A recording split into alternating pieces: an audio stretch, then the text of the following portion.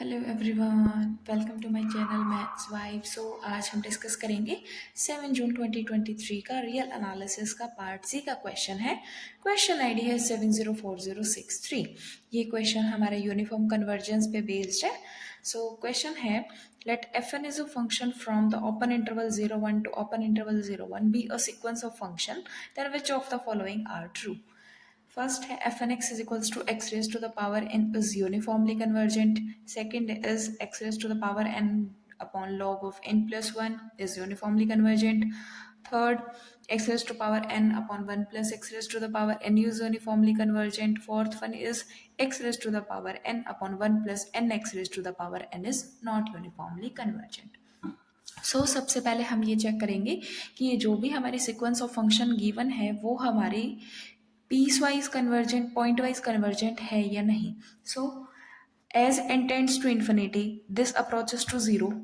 As n tends to infinity, because x belongs to the open interval 01, this also approaches to 0, this also approaches to 0, and this one is also approaches to 0. यहाँ से हमें ये पता चल गया कि ये जो हमारी चारों सीक्वेंस ऑफ फंक्शन है ये हमारी पॉइंट वाइज कन्वर्जेंट तो है।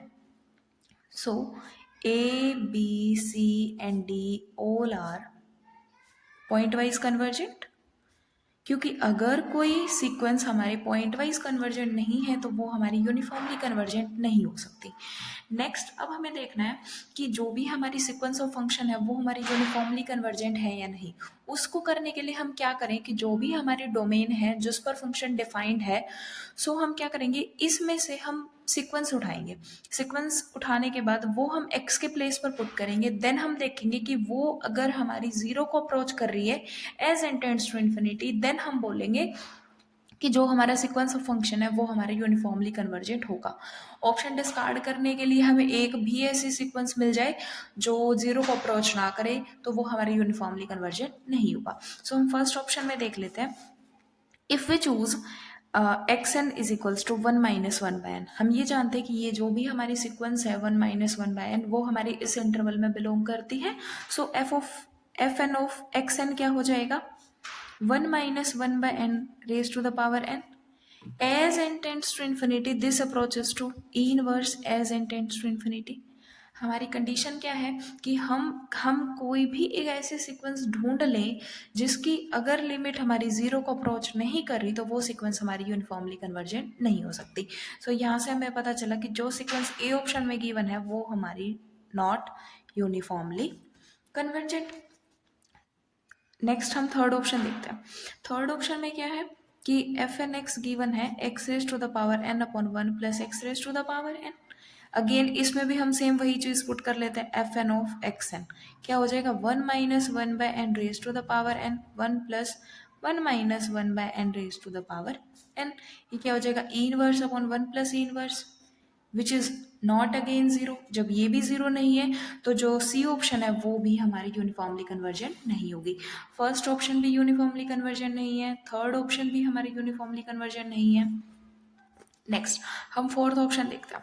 फोर्थ ऑप्शन में क्या दिया हुआ है कि जो एफ एन एक्स है X raise to the power N 1 plus N X raise to the power N, इसमें जब हम वो सीक्वेंस पुट करेंगे 1 minus 1 by N raise to the power N upon 1 plus N is 1 by n this, तो क्या हो जाएगा, E inverse 1 plus n E inverse as n approaches to 0 this approaches to 0।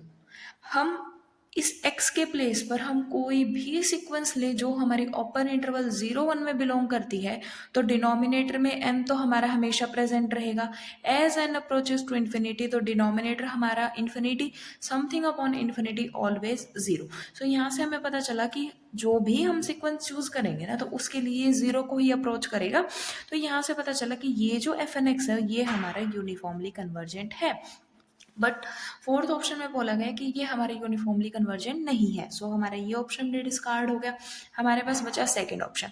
Second option ये हमारा uniformly convergent है। किस तरीके से, इसमें हमने क्या पुट किया, 1 minus fourth option B option में हमने क्या किया, F N of X N क्या हो जाएगा, 1 minus 1 by N raise to the power N log of N plus 1।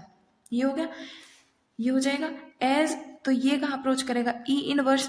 अब एन हम ऊपर कोई भी सीक्वेंस ले ले, क्योंकि न्यूमरेटर में ही x raise to the power n दिया गया है, सो न्यूमरेटर में जो भी होगा ना, पर डिनोमिनेटर में हमेशा इन्फिनिटी प्रेजेंट होगा, then something upon infinity is always approaches to zero.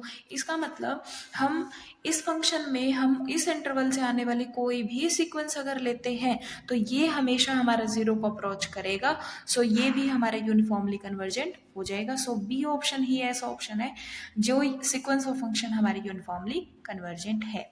Thank you.